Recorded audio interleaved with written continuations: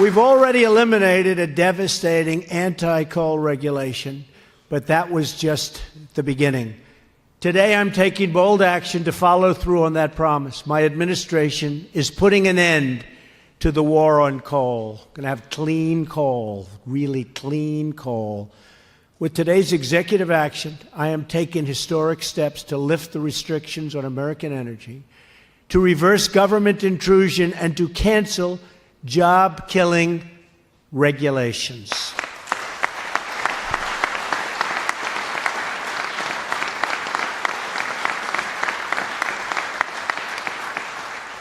And by the way, regulations not only in this industry, but in every industry. We're doing them by the thousands, every industry. And we're going to have safety, we're going to have clean water, we're going to have clean air. But so many are unnecessary, and so many are job-killing. We're getting rid of the bad ones. One after another, we're keeping our promises and putting power back into the hands of the people. First, today's energy independence action calls for an immediate reevaluation of the so-called Clean Power Plan. Perhaps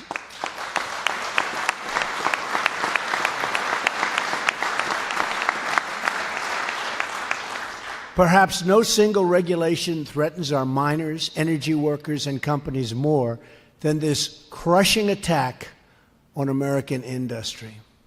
Second, we are lifting the ban on federal leasing for coal production. Third, we are lifting job-killing restrictions on the production of oil, natural gas, clean coal, and shale energy. And finally, we are returning power to the states where that power belongs. States and local communities know what is best for them. They understand it. They get it. They've been doing it for a long time. It was taken away from them and not handled well. And they are the ones that we should now and will now empower to decide. My action today is the latest in a series of steps to create American jobs and to grow American wealth. We're ending the theft of American prosperity and rebuilding our beloved country.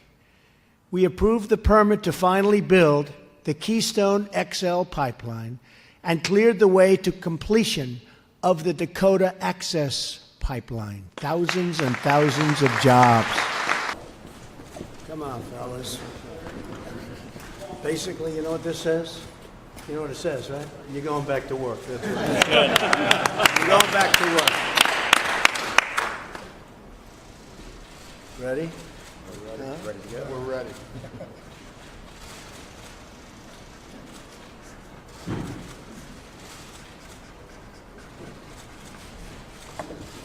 Okay.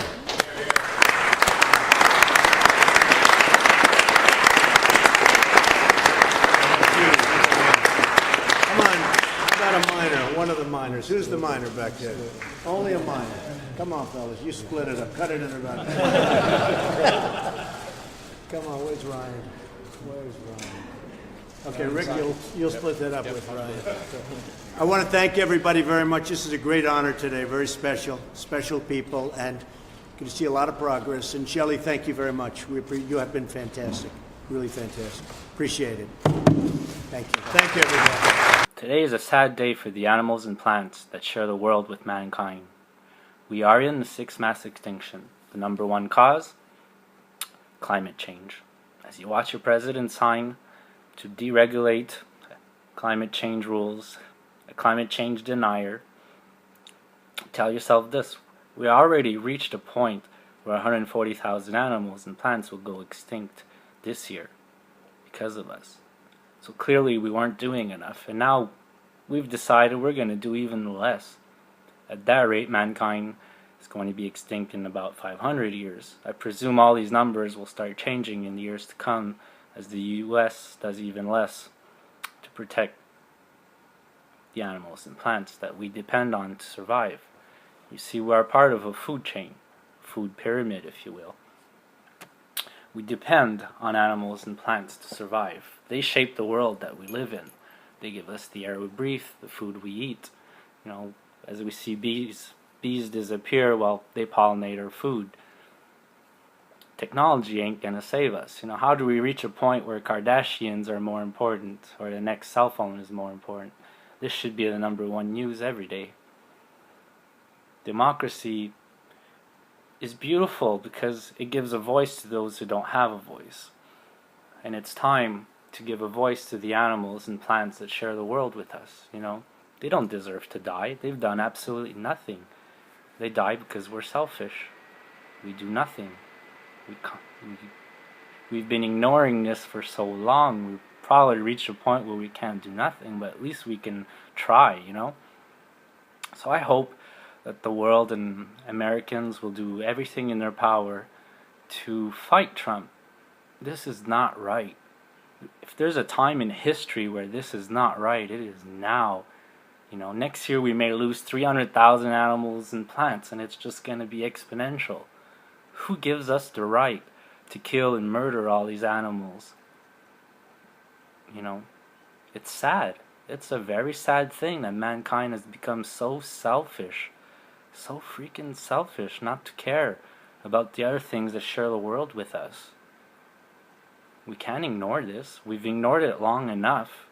It's time to fight and give a voice to the animals and plants who die because of our actions. We need to stop this now.